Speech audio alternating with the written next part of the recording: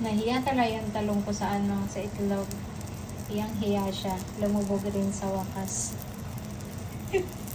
Gusto ko kasi marami talagang itlog ang torta. Kaya minsan ang tawag ko dyan, tortang itlog na may konting talong. Ganon.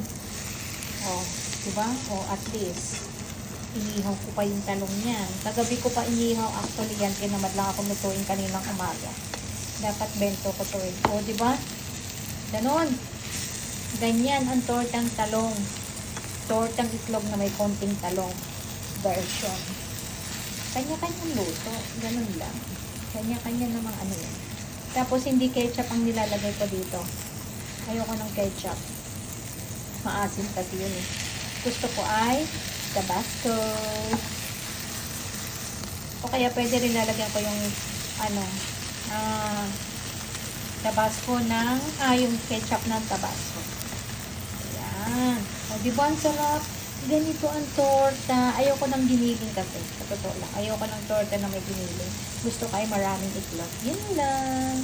Bye-bye. Kain tayo.